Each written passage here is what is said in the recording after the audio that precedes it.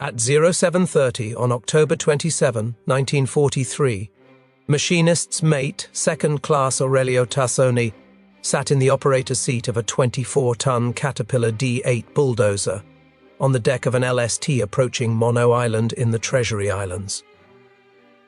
The morning air was thick with humidity and the smell of diesel exhaust. Through the grey haze hanging over the water, Tassoni could see New Zealand infantrymen scrambling ashore into Japanese machine gun fire. Tracers cut through the mist like angry fireflies. Men were falling on the beach. Tassoni was not a combat soldier. He was a construction worker from Milford, Massachusetts, 29 years old, with calloused hands and a wife named Helen waiting for him back home. He had spent the past 15 years operating heavy equipment, building roads, clearing land, doing the kind of work that paid the bills and kept food on the table. The Navy had recruited him because he knew how to run a bulldozer better than almost anyone. His job was to clear roads and build airstrips, not fight the Japanese. But in the next hour, Aurelio Tassoni would turn a piece of construction equipment into a weapon of war. What he did that morning would change how the military thought about improvised warfare and establish a tactical innovation that would save countless lives across the Pacific Theater. The problem started before the first American soldier set foot on that beach. And to understand why Tassoni's actions mattered so much, you have to understand what the Allies were facing in the Pacific and why a construction worker sitting in a bulldozer was even there in the first place. Japanese military engineers had spent months fortifying the Treasury Islands.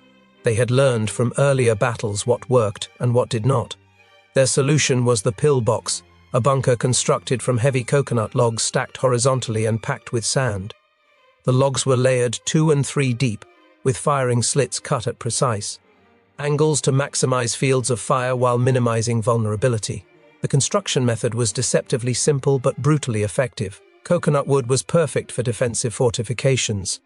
Unlike hardwoods that splintered under impact, coconut logs were spongy and fibrous. They absorbed shock instead of shattering. A direct hit from a naval shell would blow sand everywhere and gouge chunks from the logs, but the structure itself often remained intact. The Japanese discovered this through trial and error in the early months of the war.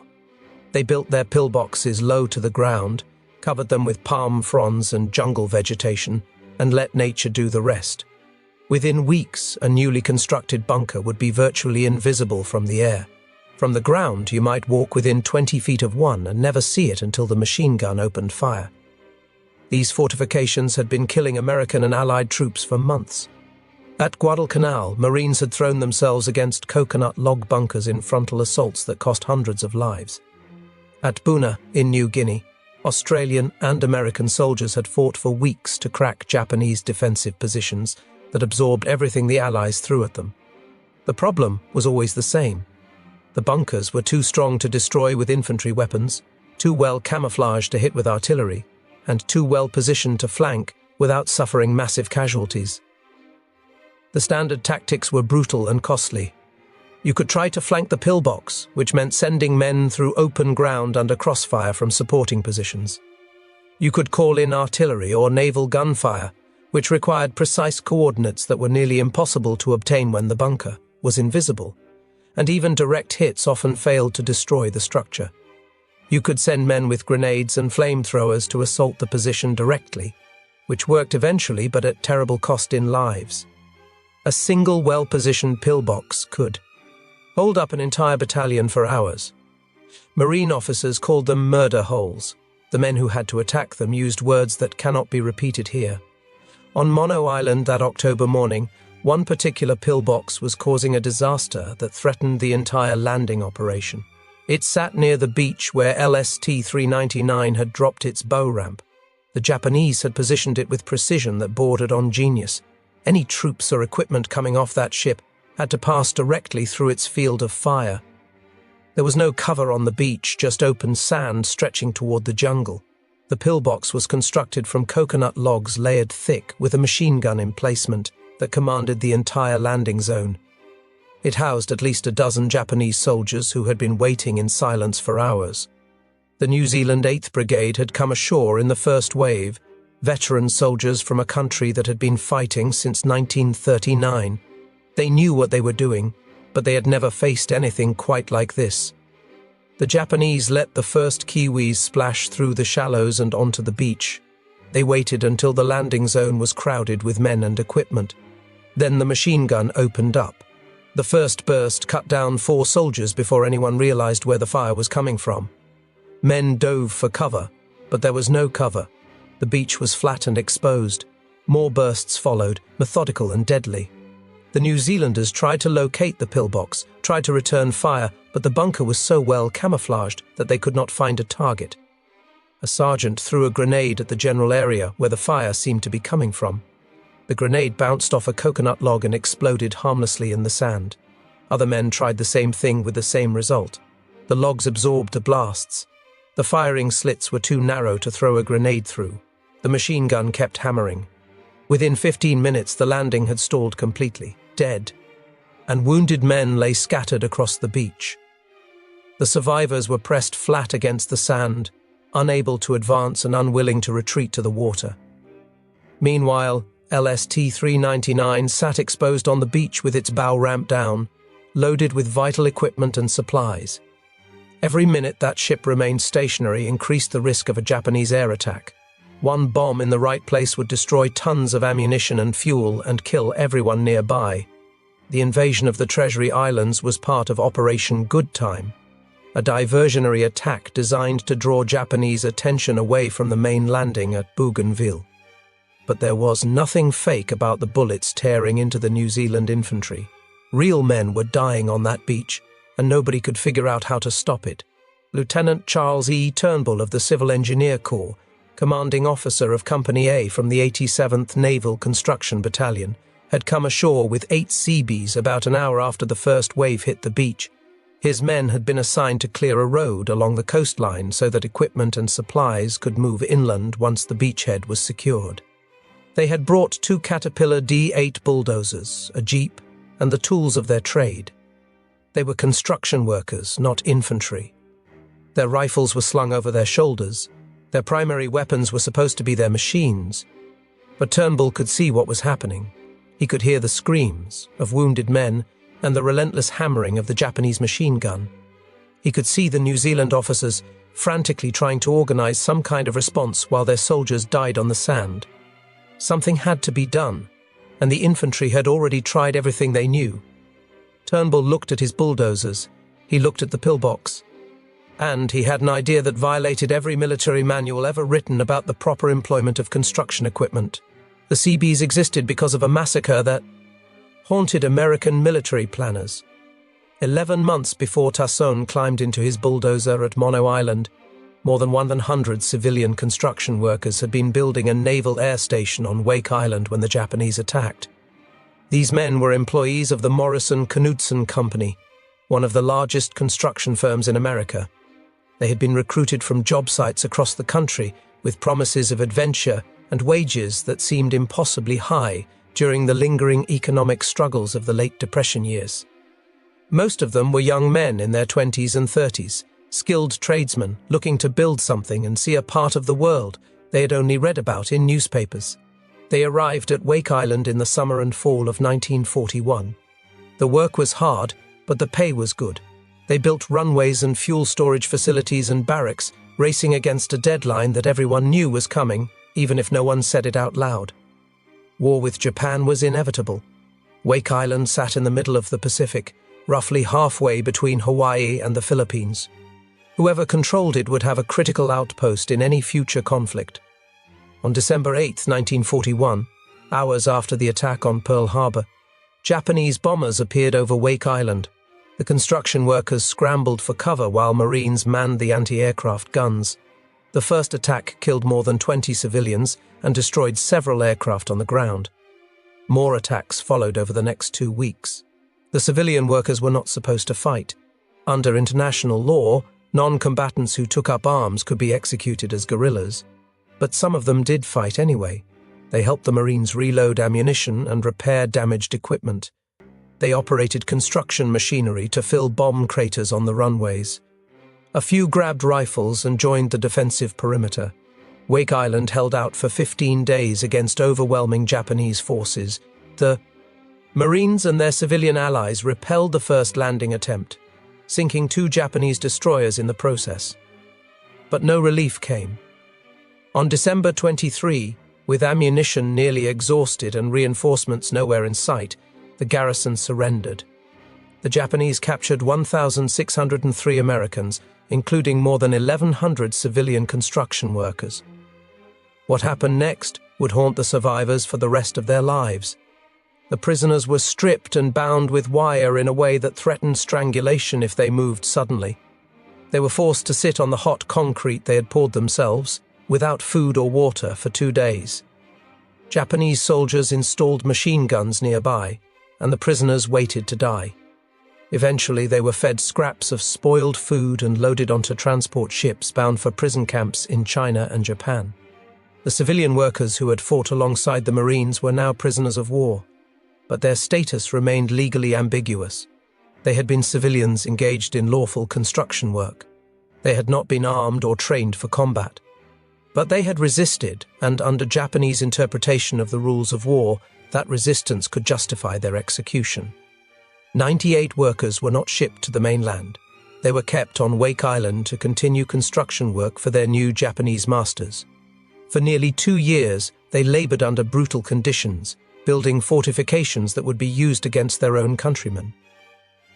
On October 5, 1943, American carrier aircraft bombed Wake Island as part of ongoing operations to neutralize Japanese bases in the Pacific. The raid itself caused relatively little damage, but it terrified the Japanese commander, Captain Shigematsu Sakaibara. He became convinced that an American invasion was imminent. 2 days later, on October 7, Sakaibara made a decision that would eventually cost him his life. He ordered the 98 American civilian prisoners taken to the northern end of Wake Island. They were blindfolded and forced to kneel facing the ocean. Machine guns were positioned behind them. At Sakaibara's signal, the guns opened fire. 97 men died in the initial massacre. 1 prisoner somehow escaped in the confusion. He made his way back to the execution site and carved a message into a coral rock near where his friends had been buried in a mass grave. The message read 98 USPW 51043. The date was written in the American style, month first, meaning October 5th, 1943. The escaped prisoner did not remain free for long. He was recaptured within days. Sakaibara personally beheaded him with a katana sword. The massacre of the Wake Island civilians proved what American military planners had already realized. Construction workers were essential to the Pacific War effort, but they could not operate safely in combat zones. They could not defend themselves without losing their protected status under international law. And they could not simply be left unarmed while Japanese forces were willing to murder prisoners without hesitation. Rear Admiral Ben Morrell had seen this problem coming before Pearl Harbor. As chief of the Navy's Bureau of Yards and Docks, Morrell understood better than anyone the construction challenges that lay ahead. The Pacific War would be fought across thousands of miles of ocean, on islands that ranged from tiny coral atolls to jungle-covered mountains. American forces would need bases everywhere, places to land aircraft and refuel ships and store supplies. Those bases did not exist. They would have to be built from nothing, often under fire, on terrain that offered no natural advantages. You could not rely on civilian contractors for that work. Wake Island had proven that. You needed military men who could build and fight, men who would be legally entitled to carry weapons and defend themselves, men who could operate bulldozers 1 minute and man machine guns the next. On December 28, 1941, 3 weeks after Pearl Harbor, Morrell requested authority to create a new kind of military unit. On January 5, 1942, the Bureau of Navigation approved his plan. The 1st Naval Construction Battalion was formed, and within weeks, Morrell was recruiting construction workers from across America. The early Seabees were unlike any military unit that had ever existed. Morrell wanted experienced men, not raw recruits who would need months of training to learn a trade. He recruited from the construction industry, targeting workers who had built the great projects of the Depression era. Men who had worked on the Hoover Dam applied. So did men who had built the Golden Gate Bridge and the highways that crisscrossed the nation. These were skilled tradesmen, journeymen and master craftsmen, men who already knew how to operate heavy equipment and pour concrete and wire electrical systems. The average age of the first 60 Seabee battalions was 37. Some men well past 60 managed to lie about their ages and get accepted. One Seabee famously had no teeth left, and when questioned about it, replied that he did not think they were planning on having him bite the enemy. The recruiting officers looked the other way. Experience mattered more than youth. The Marines trained them in combat. For 3 weeks, construction workers learned to shoot rifles and throw grenades and dig foxholes and defend a perimeter against enemy attack. They learned hand-to-hand combat and patrol tactics and the basics of small unit operations. It was a crash course in warfare, compressed into the shortest possible time frame because the Pacific Theater needed them urgently. But their primary weapon was always the bulldozer. A Caterpillar D8 in the hands of a skilled operator was worth a platoon of infantry when it came to construction work. These machines could clear jungle, build roads, grade airstrips, and transform a worthless atoll into a functioning military base in days rather than months. The Seabees brought the construction might of industrial America to the most remote corners of the Pacific.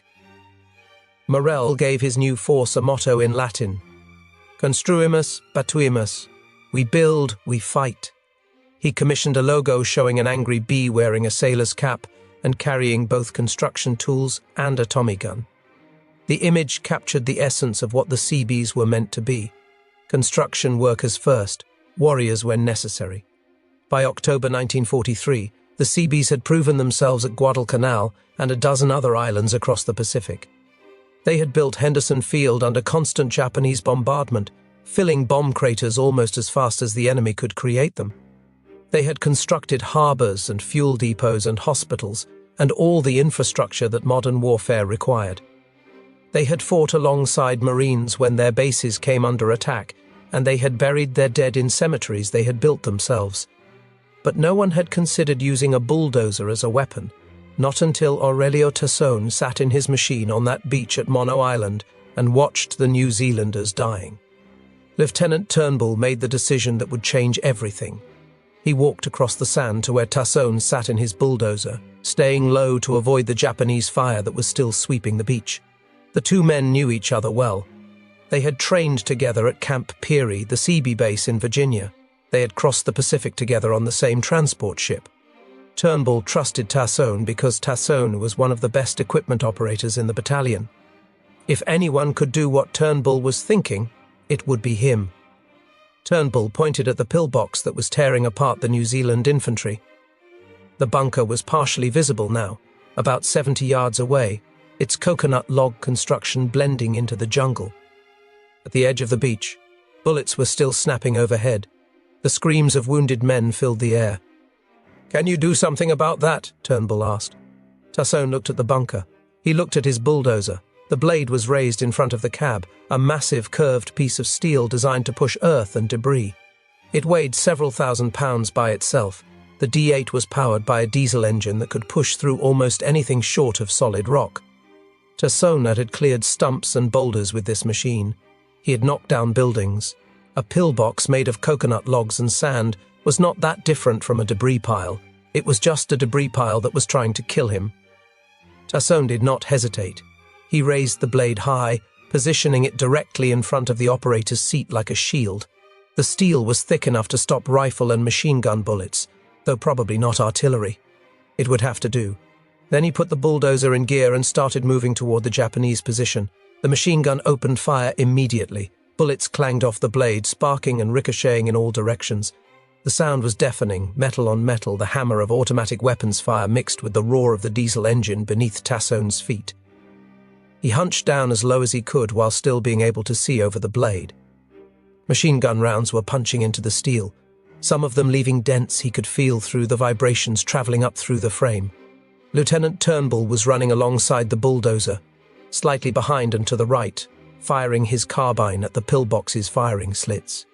He could not hit anything from that distance while running, but that was not the point. The point was to make the Japanese gunners duck, to disrupt their aim, to give Tassone a few extra seconds.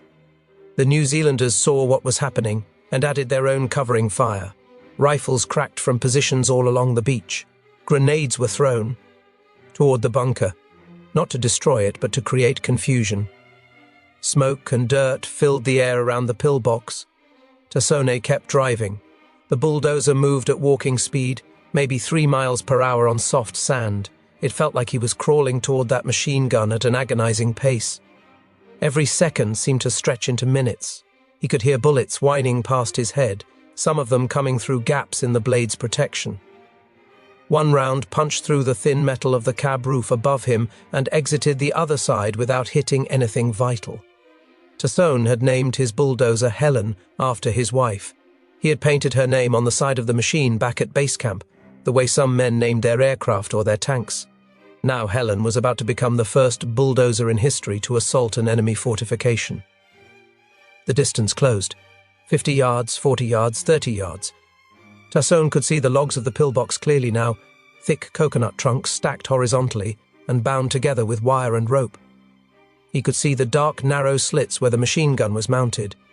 Muzzle flashes flickered in those slits like lightning in a storm cloud. More bullets slammed into the blade. Some came through, whining past his head, punching holes in the air around him. 20 yards. The machine gun fire intensified. The Japanese gunners realized what was happening. They could not depress their weapon low enough to hit the bulldozer's tracks or engine. Their only target was the blade and the man crouching behind it. They poured everything they had into that target. 10 yards. Tassone dropped the blade. 24 tons of steel and diesel power slammed into the front of the pillbox at full throttle. The blade struck the coconut logs at chest height and kept going. Wood splintered with sounds like rifle shots. Sand exploded in all directions, filling the air with grit that stung Tassone's eyes and filled his mouth. The entire structure collapsed inward like a house of cards. But Tassone did not stop. He kept the throttle wide open, grinding forward, pushing the wreckage down into the earth. The treads churned over broken logs and sand and things he did not want to think about. The engine screamed with the effort of pushing so much debris. The blade scraped along the ground, compacting everything beneath it into a flat mass. When Tassone finally backed the bulldozer away, there was nothing left but a churned patch of earth. No logs, no firing slits, no bunker. Just flat ground where a Japanese strongpoint had been moments before. Investigators would dig up the site later that day. They found 12 Japanese bodies buried beneath the debris, along with a heavy machine gun and more than 1,000 rounds of ammunition. The soldiers had still been at their positions when the bulldozer hit. They had died almost instantly, crushed under tons of earth and timber. The entire assault had lasted only minutes. The pillbox that had held up the landing for the better part of an hour had been demolished by a single man in a single machine making a single decision. The implications of what had just happened would take time to fully sink in, but the immediate effect was obvious. The beach was clear. The advance could continue. The New Zealanders stared in disbelief. They had been fighting that pillbox for the better part of an hour, losing good men with every attempt to silence it. Grenades had bounced off the coconut logs without effect. Rifle fire had accomplished nothing against the narrow firing slits. They had been considering whether to call for naval gunfire support, which would have taken hours to coordinate and might not have destroyed the bunker anyway. And a construction worker from Massachusetts had just demolished it with a bulldozer. Kiwi soldiers stood up from their positions along the beach and watched as Tassone backed his machine away from the flattened wreckage. Some of them cheered. Others just stared, their minds trying to process what they had witnessed. An officer ran over to look at the remains of the pillbox, now just a churned mass of broken timber and sand. He could see parts of the machine gun sticking up through the debris. He could see other things too, things he would not describe in his official report. Lieutenant Turnbull jogged up to the machine. His carbine was still smoking from the covering fire he had provided. Both men were breathing hard, ears ringing from the combination of gunfire and engine noise. Tassone's hands were shaking on the controls, the adrenaline still flooding his system. His mouth was dry and his heart was hammering in his chest. He had just killed 12 men. He had killed them with a construction tool, the same kind of machine he had operated on job sites back home, moving dirt and clearing land for shopping centers and housing developments. It worked, Tassone said. Those two words contained a world of meaning. They acknowledged what had happened. They expressed relief that he was still alive, and they pointed toward a future that neither man could have imagined, a future where bulldozers would become weapons of war and construction workers would drive them into enemy fortifications across the Pacific. The landing operation resumed immediately. With the pillbox destroyed, troops and equipment could move off LST-399 without being cut down by machine gun fire. The New Zealand advance continued inland. More Seabees came ashore with more equipment. By nightfall, they had cleared enough of a road for vehicles to move along the beach. The next day, they began the work they had come to do, building airstrips and radar stations and all the infrastructure that Operation Goodtime required. News of Tussauds' improvised assault spread through the military with remarkable speed. Within days, reports reached headquarters at Guadalcanal and then back to Pearl Harbor, describing how a Seabee had used a bulldozer to destroy a Japanese fortification that had resisted conventional attack. Officers who had spent months trying to crack coconut log bunkers suddenly saw a new possibility. The bulldozer was not just a construction tool, it was a weapon, one that could go places tanks could not reach and accomplish things that artillery could not achieve. The tactical advantages were obvious once someone took the time to think about them. A D8 bulldozer was nearly impossible to stop with small arms fire. The blade provided excellent protection for the operator when raised properly. The machine had low ground pressure despite its weight, allowing it to traverse soft sand and mud that would bog down a tank. It could push through obstacles that would stop lighter vehicles. And, unlike a tank, which required specialized training and support infrastructure, a bulldozer could be operated by any skilled construction worker. More importantly, the bulldozer left behind a cleared path that other vehicles could follow.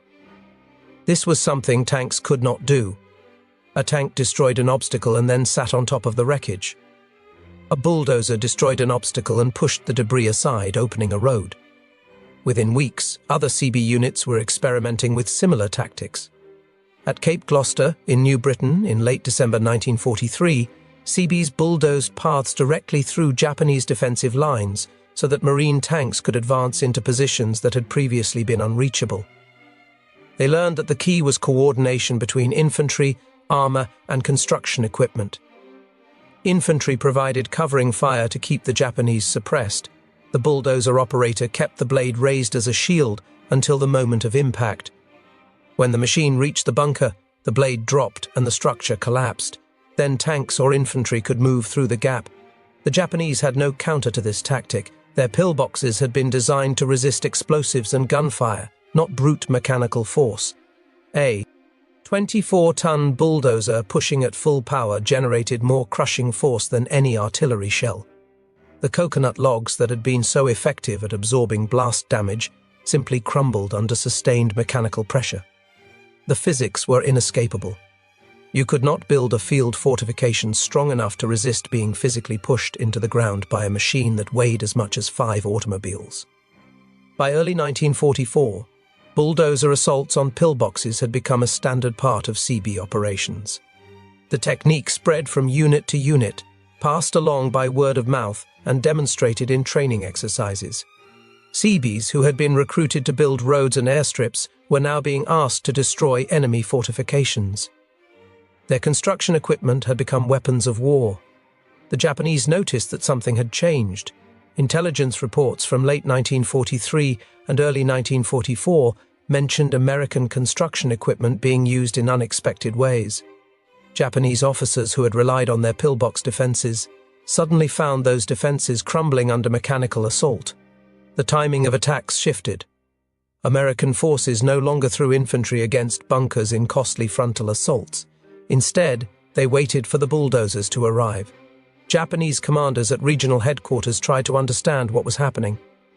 Field reports described American tractors rolling directly toward defensive positions, absorbing machine gun fire, and then destroying the bunkers through brute force. Some officers initially dismissed these reports as exaggerations or misidentifications. Surely the Americans were using tanks, not construction equipment. But the descriptions were consistent. The machines had no turrets, they had large blades mounted on the front, they moved slowly but unstoppably toward their targets. The psychological impact on Japanese defenders was significant. Soldiers who had felt safe inside their fortifications now knew that safety was an illusion. The coconut log bunkers that had protected them for months could be destroyed in minutes by a single American driving a construction machine. Some Japanese defenders began abandoning their bunkers when they saw bulldozers approaching. They would rather take their chances in the open fighting American infantry with rifles than wait inside a bunker for the walls to collapse around them. This played directly into American hands, since infantry in the open was much easier to deal with than infantry dug into fortified positions. The bulldozer had become a psychological weapon as much as a physical one. Japanese veterans who survived the war would later describe the terror of hearing a bulldozer engine approaching their position. The sound was distinctive, a deep diesel rumble quite different from a tank's engine note. When you heard that sound and knew what it meant, you had to make a choice. Stay in your bunker and possibly be buried alive, or leave your bunker and face American rifles and grenades in the open. Neither option was good. The Americans had found a way to make every option bad. The Japanese military had no equivalent to the Seabees. Their construction work was performed by army engineering units or by conscripted labor forces. They did not have the same depth of skilled tradesmen that America's industrial economy had produced. More importantly, they did not have thousands of heavy bulldozers sitting in warehouses waiting to be shipped overseas. Japan's industrial capacity was strained to the breaking point, just producing weapons and ammunition. Civilian construction equipment was a luxury they could not afford. Some Japanese units tried to adapt. They built their bunkers deeper underground, hoping the bulldozer blades could not reach them. They excavated into hillsides and covered the entrances with camouflage. But underground bunkers had their own problems. They were harder to ventilate. They flooded easily in the tropical climate. And once the Americans knew where they were, a bulldozer could simply seal the entrance and entomb the defenders inside.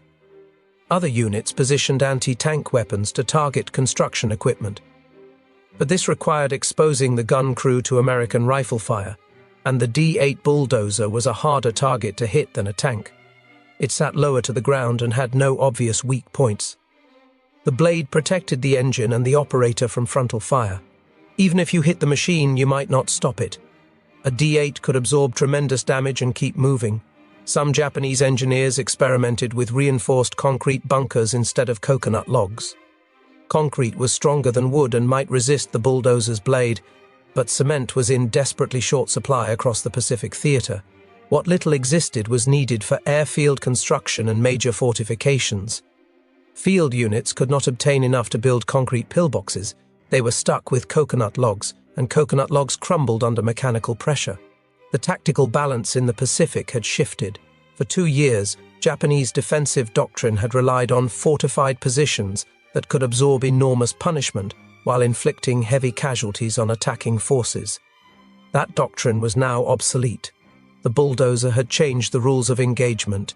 The Fighting Seabees, a Hollywood movie starring John Wayne, was released in January 1944.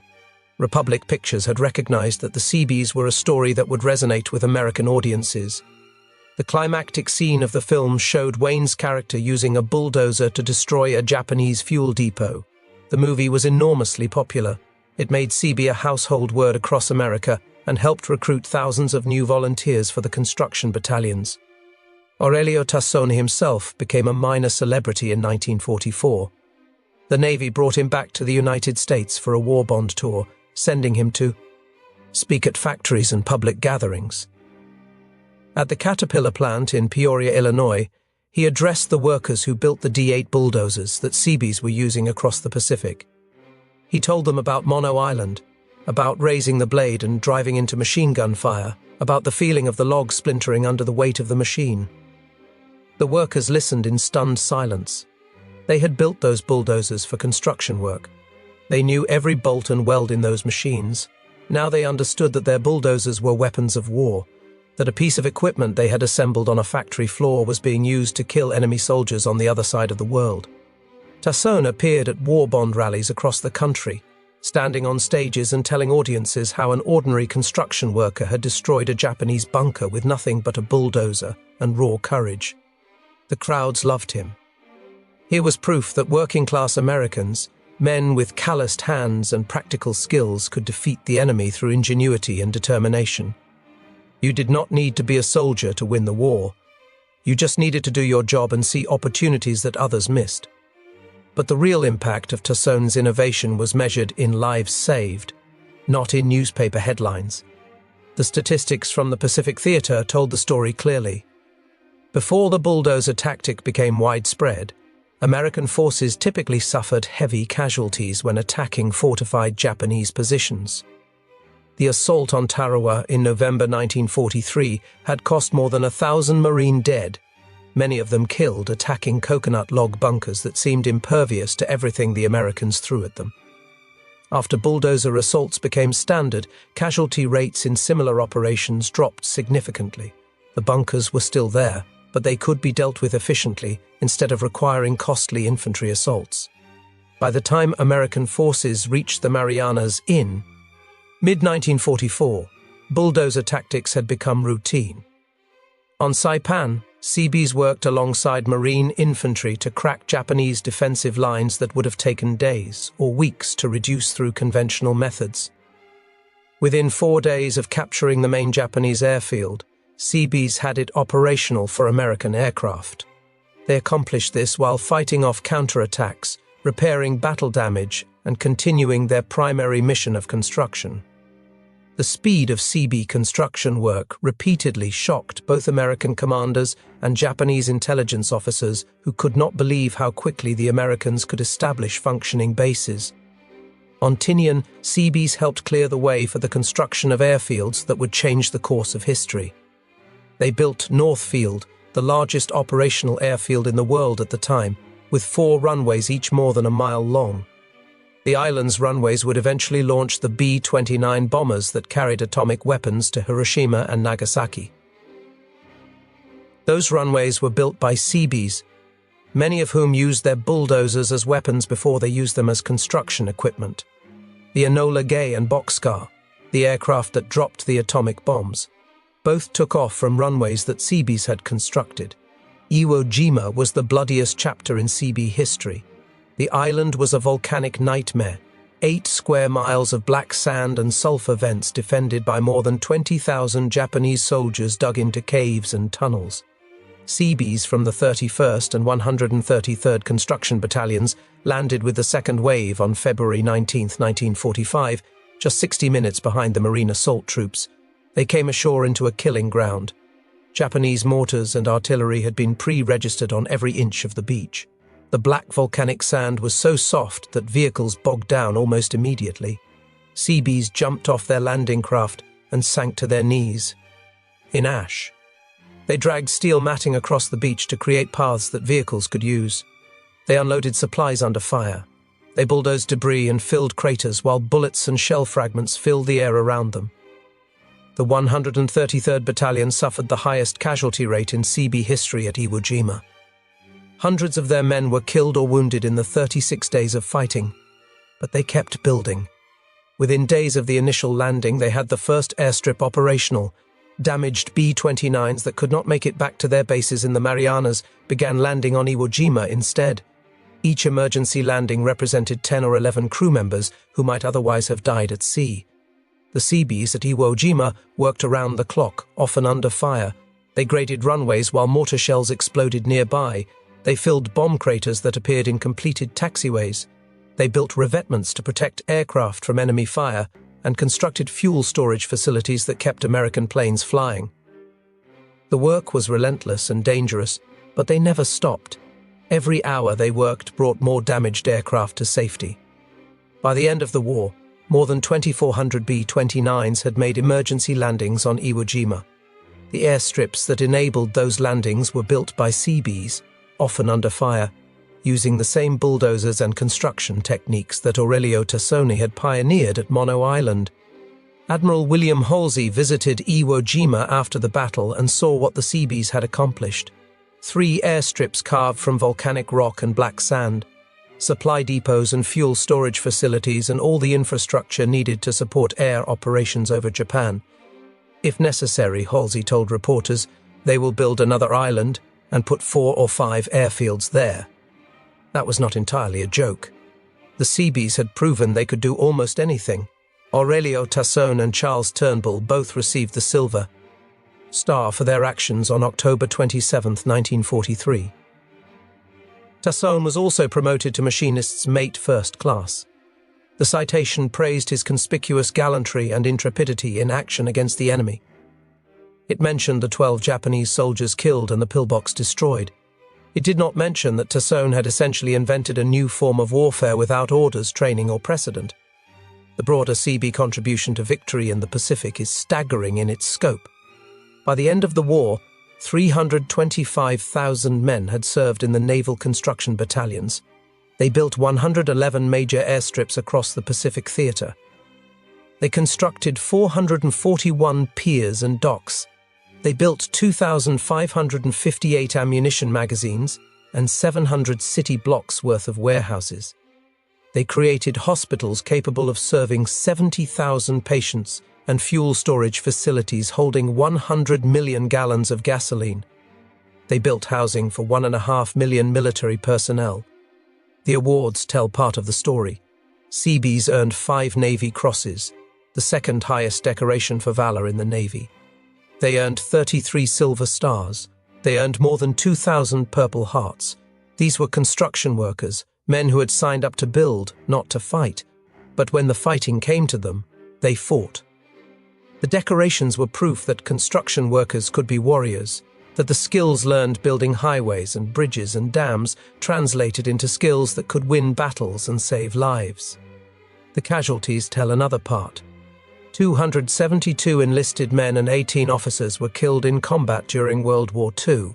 Another 500 died in construction accidents, because building airstrips and harbors in remote locations under wartime conditions was inherently dangerous work, even without the enemy shooting at you.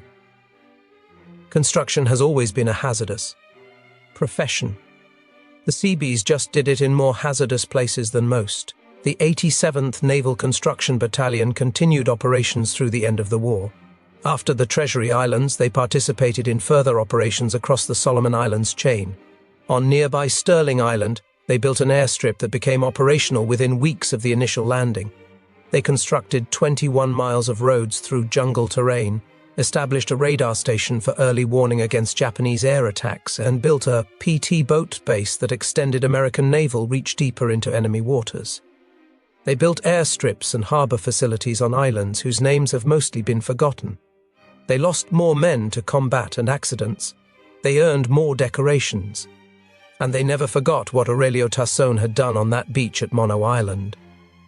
The battalion later served on Okinawa in the final months of the war, continuing their construction work even as kamikaze attacks threatened American positions. Throughout their service, the 87th NCB embodied the Seabee motto: they built, they fought, and when the job was done, they moved on to the next one. The battalion published a cruise book after the war titled The Earth Mover, a bound volume documenting their service. It included photographs of their construction projects, portraits of their officers and men, and accounts of significant events. The assault on the pillbox at Mono Island received its own section. The cruise book called it a landmark moment in Seabee history, the first time a bulldozer was used as an assault weapon. Copies of that cruise book still exist in military archives and veterans' collections. Captain Shigematsu Sakaibara, the Japanese officer who had ordered the massacre of the 98 civilian workers on Wake Island, surrendered to American forces at the end of the war. He had been promoted to Rear Admiral in October 1944, a year after the massacre. He was arrested and charged with war crimes. At his trial, he admitted ordering the executions but claimed he was acting under the fog of war, believing an American invasion was imminent. The military tribunal did not accept this defense. Sakaibara was found guilty and sentenced to death. In June 1947, he was executed by hanging on Guam.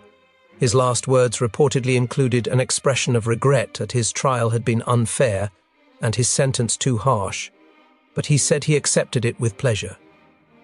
History has not recorded what the families of the 98 murdered workers thought of his expressions of regret. Ben Morrell, the admiral who had created the Seabees, retired from the Navy in 1946 as a 4-star admiral. He was the first Staff Corps officer in Navy history to hold that rank, a distinction that recognized both his wartime achievements and the political battles he had won to give the Civil Engineer Corps command authority over their own units. After the war, he became chairman and president of Jones and Laughlin Steel Company, one of the nation's largest steel manufacturers, and continued to champion the legacy of the force he had built. Morrell remained proud of the Seabees until his death in 1978 at age 85. He was buried at Arlington National Cemetery with full military honors. He had created something unprecedented, a military construction force that could build anything anywhere under any conditions. The Seabees, he often said, had proven that construction workers could be warriors and that the tools of building could also be instruments of victory. His legacy lived on in every Seabee who followed, in every airstrip built under fire, in every bulldozer that became a weapon when the situation demanded it. The D8 bulldozer that Tassone used to destroy the pillbox at Mono Island was not preserved as a memorial. It went on to clear jungle and build roads on other islands, doing the work it had been designed for. Construction equipment rarely becomes famous. Machines are tools, and tools are used until they wear out and then replaced. There is no monument to Helen the Bulldozer anywhere in the world, but the tactic that Tassone invented lived on far beyond the war that produced it. In Vietnam, Seabees operated construction equipment in combat zones throughout the conflict, with 26,000 serving at peak strength in 1968. 12 Seabee battalions served in country, building bases, roads and airfields, while sometimes coming under enemy fire. 85 Seabees were killed in Vietnam, continuing the tradition of construction workers who built and fought when necessary. The lessons of Mono Island were passed down through generations of military engineers. The modern military includes armored bulldozers specifically designed for combat engineering. The Caterpillar D9, a descendant of the D8 that Tassone operated, can be fitted with armored cabs and ballistic protection that allow operators to work under fire with relative safety. The Israeli Defense Forces developed the D9 into one of the most heavily armored bulldozers in the world, capable of demolishing structures and clearing obstacles while withstanding enemy fire. These machines can clear minefields, breach obstacles, demolish fortifications, and create pathways through urban rubble. They are standard equipment in military engineering units around the world. Every one of them traces its lineage back to that morning on Mono Island, when Aurelio Tassone raised his blade and drove into enemy fire. None of that would have happened quite the way it did if a construction worker from Milford, Massachusetts had not looked at an impossible problem and seen an unconventional solution. Tassone did not ask for permission. He did not consult a manual or wait for orders. He saw men dying and he had a machine that could stop the killing. So he drove his bulldozer into a Japanese pillbox and changed the way wars are fought. Aurelio Tassone turned to Massachusetts after the war ended. He did not write memoirs or seek speaking engagements. He lived quietly and rarely talked about what he had done at Mono Island unless someone specifically asked. But other veterans remembered. Men who had been on that beach on October 27, 1943, never forgot what they had seen. A construction worker raising a bulldozer blade like a shield. Machine gun bullets sparking off steel. A fortification that had killed their friends crumbling under the weight of a civilian machine turned into a weapon. That is the Seabee way. We build, we fight. And when the job is done, we move on to the next one without waiting for medals or recognition. The work is what matters. The lives saved are what matters. Everything else is just noise. If you found this story compelling, please take a moment to like this video. It helps us share more forgotten stories from the Second World War. Subscribe to stay connected with these untold histories. Each one matters. Each one deserves to be remembered. We would love to hear from you. Leave a comment below telling us where you are watching from. Our community spans from veterans to history enthusiasts, from people who remember this war firsthand to those who are just learning about it for the first time. You're part of something special here. Thank you for watching and thank you for keeping these